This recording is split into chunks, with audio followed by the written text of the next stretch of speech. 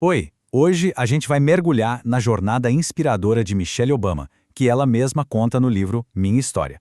Vamos juntos entender os momentos e as lições que fizeram dela quem ela é, usando as próprias palavras dela para guiar a gente.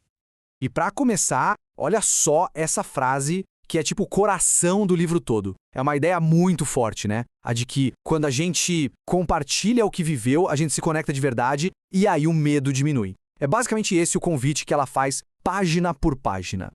Então, o nosso roteiro vai ser esse aqui. A gente começa lá no South Side de Chicago, depois vê a busca dela por um propósito, a jornada dela como Barack, como ela cria uma plataforma própria e, por fim, como ela usou tudo isso para abrir portas para outras pessoas. Bora lá? Nossa primeira parada, o lugar que a formou. O South Side de Chicago não era só um endereço no mapa para ela. Era um cenário super vivo, mudando o tempo todo, e foi ali que a determinação dela começou a ser forjada, desde cedinho. Olha só que loucura a velocidade dessa mudança. Esses números aqui não mentem, a transformação no bairro dela foi radical. Pensa bem, em uma geração, o bairro dela, o South Shore, virou outro lugar. E a Michelle cresceu bem no meio disso tudo, no epicentro dessa transformação. É claro que esse marcou a infância dela para sempre. E enquanto tudo isso acontecia do lado de fora, a vida dela mesma era bem simples. Ela morava num apartamento pequeno, alugado. Essa origem, sabe, bem humilde, de família trabalhadora, foi a âncora dela, o que sempre a manteve com o pé no chão, mesmo quando a vida dela alcançou um lugar que, nossa, ninguém podia imaginar. E aqui a gente começa a ver uma coisa que vai se repetir muito na vida dela. Gente duvidando. Imagina só, a orientadora da escola virar e falar que ela não tinha perfil para Princeton. Mas em vez de desanimar, pelo contrário, aquilo ali acendeu uma chama nela. Uma vontade quieta, sabe? De mostrar para todo mundo que quem ia definir o futuro dela era ela mesma, e mais ninguém. E isso leva a gente para um ponto de virada na vida dela. Pensa bem, ela tinha o pacote completo do sucesso, né? Diploma de faculdade de elite, um emprego que todo mundo queria, só que por dentro ficava aquela pergunta martelando. Tá, mas é só isso? A escolha que ela tinha que fazer era muito clara. De um lado, a vida no escritório de advocacia. Grana alta, mas trabalhando tipo 70 horas por semana, muita solidão. Do outro, o serviço público. O salário ia cair bastante, era o caos da prefeitura, mas tinha conexão com pessoas, tinha chance de servir a comunidade. Essa escolha mudou absolutamente tudo. E o que empurrou ela para essa mudança, de verdade, foi um baque. A morte repentina do pai dela, com só 55 anos, foi um choque de realidade gigantesco. Ali ela sacou que a vida é muito curta para ser medida em processos e documentos. O legado dela tinha que ser sobre gente. Essa é a pergunta que ela se fez e que, vamos combinar, muita gente já se fez também. O que a gente faz quando olha para a vida que construiu com tanto suor e percebe que ela não parece mais ser sua de verdade? Bom, e aí essa busca por propósito se encontra com a jornada dela ao lado do Barack Obama. E a história dos dois vai muito além da política.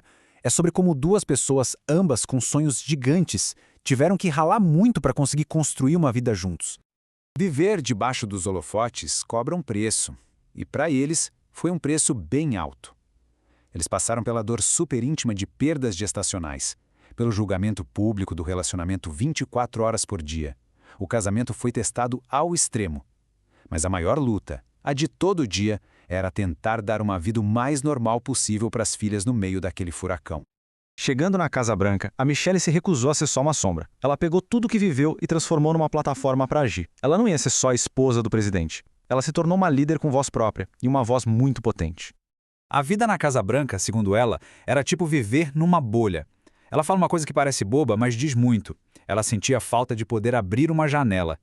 Tudo, absolutamente tudo, era analisado nos mínimos detalhes. A cor do esmalte, uma festa de criança, tudo virava notícia e, claro, era julgado. Era uma pressão que não parava nunca. E essa história aqui é sensacional para mostrar essa busca dela por um pingo de normalidade. Ela ir disfarçada para uma loja de boné e óculos escuros não era sobre fazer compras, era quase um ato de rebeldia, uma tentativa de se conectar de novo com a Michelle de antes, a pessoa por trás do título de primeira-dama. E a famosa iniciativa dela, o Let's Move, nasceu de uma preocupação de mãe. Depois de um alerta do próprio pediatra das filhas, ela foi pesquisar e descobriu um dado que a chocou. 1 em cada 3 crianças nos Estados Unidos estava com sobrepeso ou obesidade.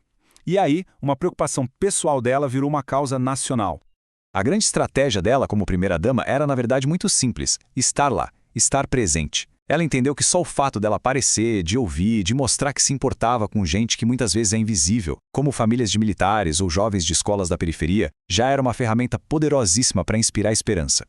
E com isso a gente chega no que talvez seja a mensagem principal de tudo isso. A história da Michelle Obama não é só sobre a Michelle Obama. É, na verdade, um convite para que todo mundo possa acreditar no seu potencial e também compartilhar a sua história. E essa frase dela resume tudo, né? É o lema da vida pública dela, dito por ela mesma. A questão nunca foi só o sucesso dela. Foi sempre sobre como usar o lugar que ela alcançou para criar novas chances para outras pessoas. Pra gente ter uma noção do tamanho dessa jornada, tem um fato que é uau! A Michelle é tataraneta de um homem escravizado chamado Jim Robinson. Pensa na curva que essa história faz. Em pouquíssimas gerações, a família dela foi da invisibilidade total da escravidão para o endereço mais poderoso do planeta. A presença dela ali não era só uma conquista pessoal, era um marco histórico. E com isso, a gente fecha o círculo e volta para o começo. A mensagem final do livro dela é essa, um chamado para a gente ter mais empatia. É um lembrete de que o primeiro passo para derrubar os muros que separam as pessoas é simplesmente ouvir a história um do outro. A história dela é sem dúvida inspiradora, e o convite que ela faz continua valendo. Então, a pergunta que fica no final não é mais sobre ela, mas sobre a gente. Qual é a próxima história que a gente vai se convidar para conhecer?